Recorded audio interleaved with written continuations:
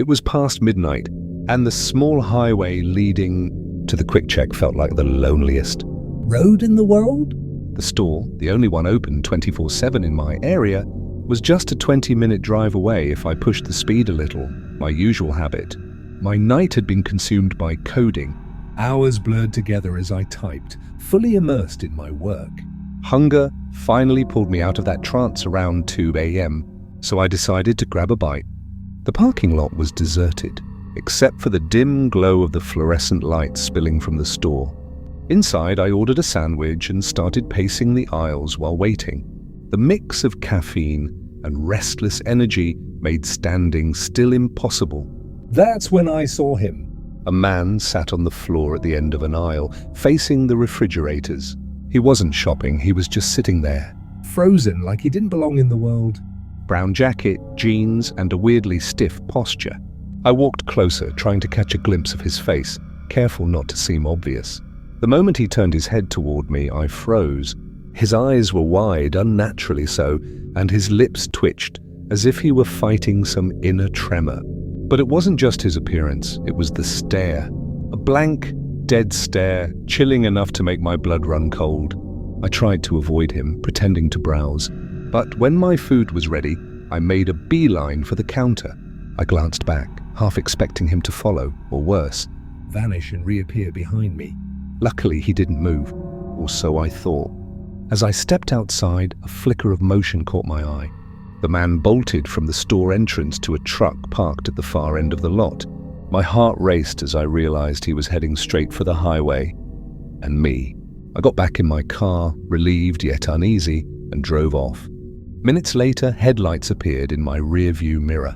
At first, I assumed it was a cop, but the way the truck matched my every move, swerving with me and flashing its lights, told me it was him.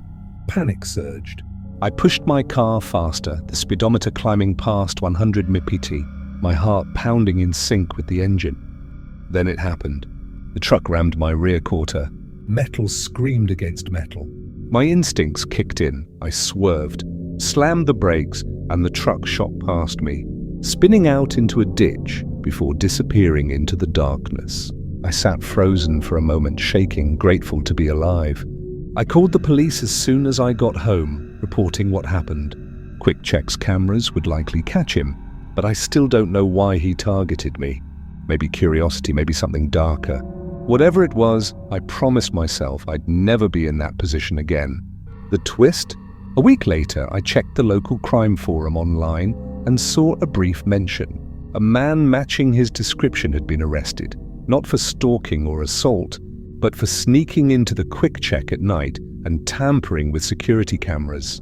Nobody mentioned the chase or the terror on the highway, leaving me to wonder how many others had faced him and survived.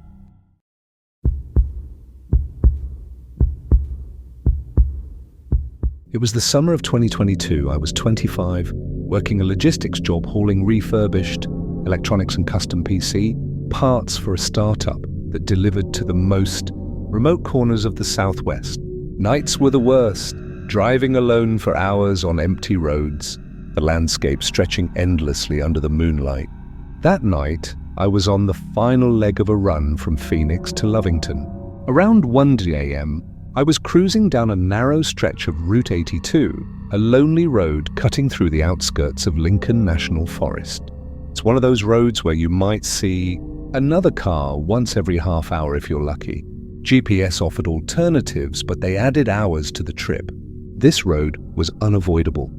As I rounded a bend, my headlights caught a figure on the gravel shoulder, a woman, waving her phone as if she were trying to catch a signal. At first, I considered passing.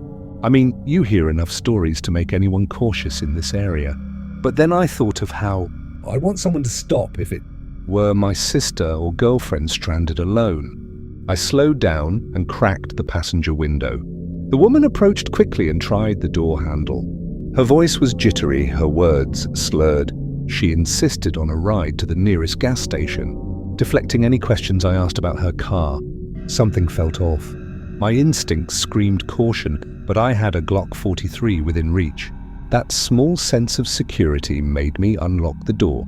She got in, still avoiding eye contact.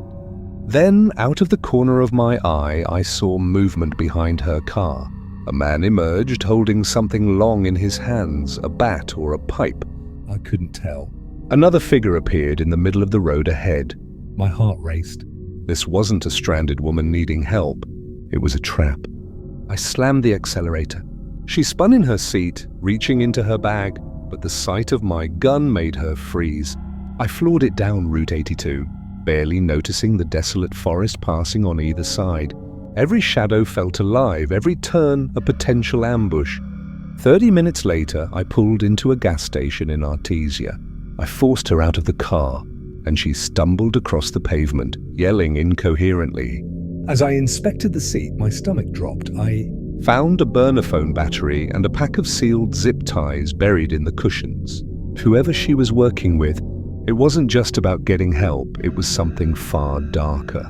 I never reported it to the police or the company, not because it wasn't serious, but because legally, explaining why I had a firearm or why I physically removed someone from my vehicle would have been a nightmare. That night, my instincts and my gun were the only things that likely saved me. As I inspected the seat, my stomach dropped. I found a burner phone battery and a pack of sealed zip ties buried in the cushions. Whoever she was working with, it wasn't just about getting help, it was something far darker. I never reported it to the police or the company, not because it wasn't serious, but because legally, explaining why I had a firearm or why I physically removed someone from my vehicle would have been a nightmare. That night, my instincts and my gun were the only things that likely saved me.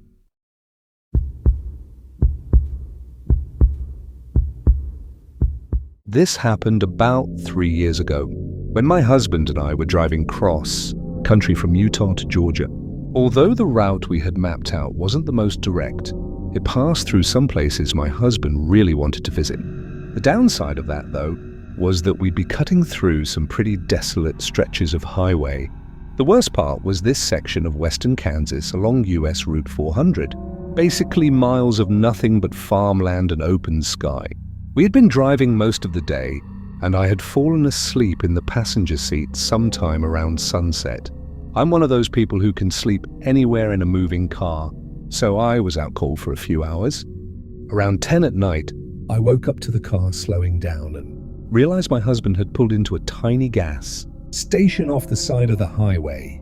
He said he was going to grab some snacks and fill up the tank, and I figured it might be my last chance for a while to use a real bathroom, so I got out and headed inside. I didn't bother bringing my phone or purse.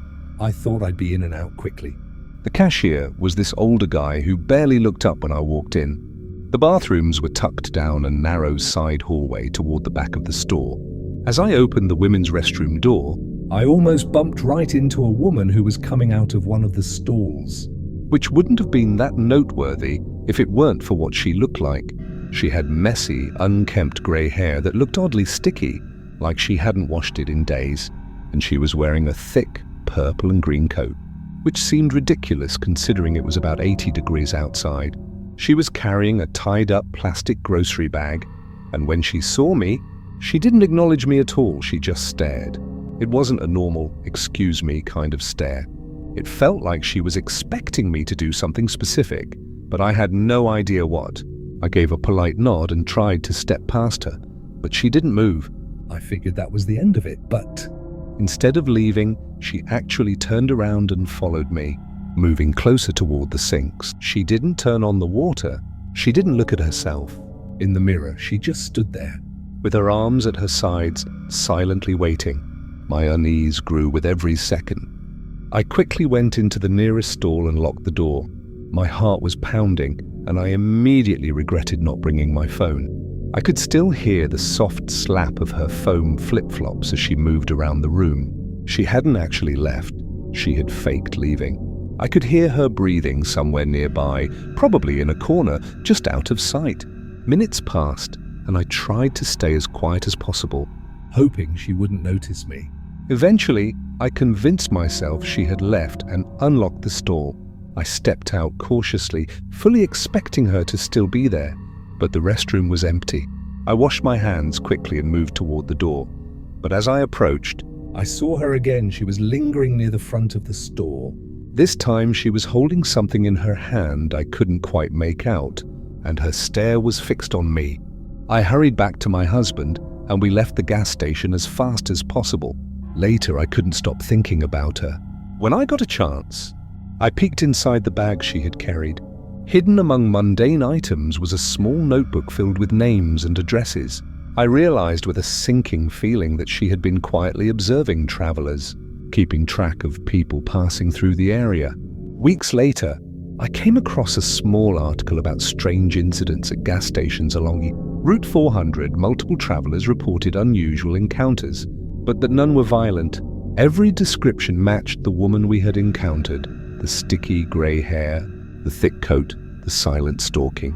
Somehow, we had narrowly avoided being part of her quiet and calculated surveillance. The thought of what could have happened if we hadn't left when we did still sends chills down my spine.